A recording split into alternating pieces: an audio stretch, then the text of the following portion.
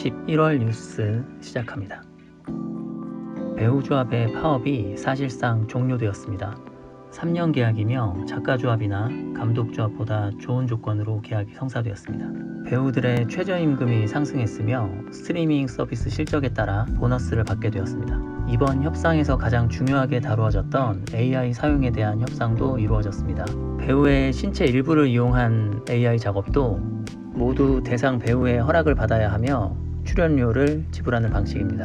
협상이 길어지며 한때 배우조합 내부에 불만의 목소리가 커졌었지만 조합이 협상 과정을 투명하게 공개하면서 진정이 되었고 얼마 뒤에 협상이 성사되었습니다. 한편으론 이 협상의 성공이 전 세계 업계에 어떤 나비 효과를 불러올지 걱정하는 목소리도 있습니다. 유럽이나 다른 지역의 노동조합들도 보다 좋은 조건으로 협상하길 바라게 될 테니 제작비의 상승으로 이루어지는 게 아니냐는 의견입니다.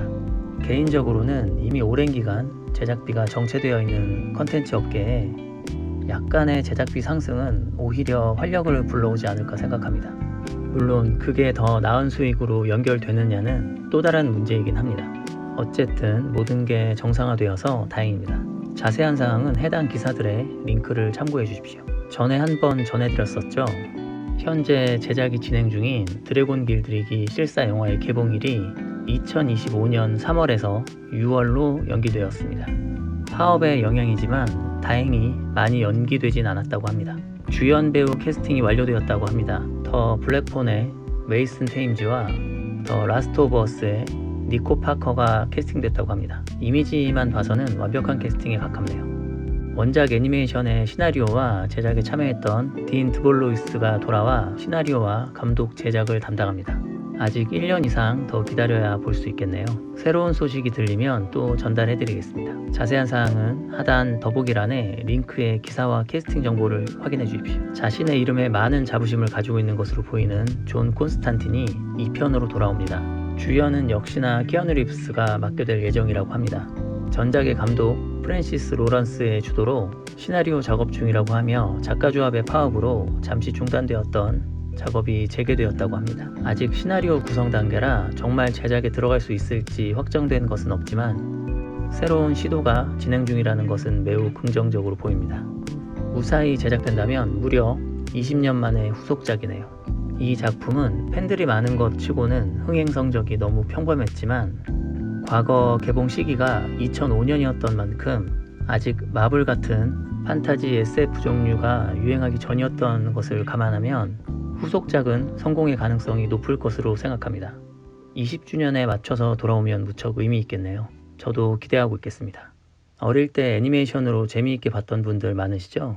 아, 저만 늙었나요? 애니메이션 히맨의 실사화가 진행 중입니다.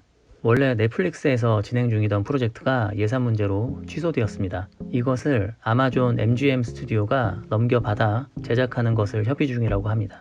요즘처럼 혼란스러운 사회 분위기 속에서 선하면서도 강력한 캐릭터 히맨이 줄 수 있는 좋은 메시지가 있을 것으로 생각합니다. 같은 유니버스에 속해 있는 쉬라도 언젠가 실사화되는 걸까요? 두 작품의 애니메이션 시리즈는 넷플릭스에서 꾸준히 만들어주고 있는 것 같으니 관심 있으신 분들은 찾아보시는 것도 좋을 것 같습니다. 새로운 소식이 들리면 다시 전해드리겠습니다. 닌텐도의 젤다의 전설이 실사 영화로 개발 중이라고 합니다. 메이즈 러너의 웨스 볼이 감독을 맡으며 닌텐도의 대표이사 미야모토 시게루, 아비 아라드가 프로듀싱을 맡는다고 합니다. 제작비는 닌텐도와 소니 픽처스가 함께 부담할 예정입니다. 애니메이션 스튜디오인 일루미네이션이 별개로 3D 애니메이션을 개발 중이라는 소식도 있다고 합니다. 슈퍼마리오 3D 애니메이션의 성공이 그들의 도파민을 분출시킨 것 같습니다. 아주 대중적인 슈퍼마리오와 달리 젤다의 전설은 결과가 좀 다를 것으로 생각합니다. 실사 영화라면 더 걱정되는 부분도 있습니다. 하지만 어떤 비주얼로 나타날지 기대되는 부분도 있습니다. 새로운 소식이 들리면 다시 전해드리겠습니다.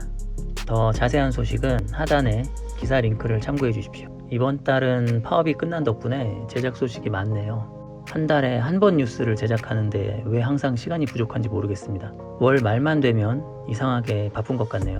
항상 봐주시는 분들께 감사드리며 작은 보람을 위해 구독과 좋아요도 부탁드리겠습니다. 즐거운 한 달 되시고 저는 다음에 뵙겠습니다.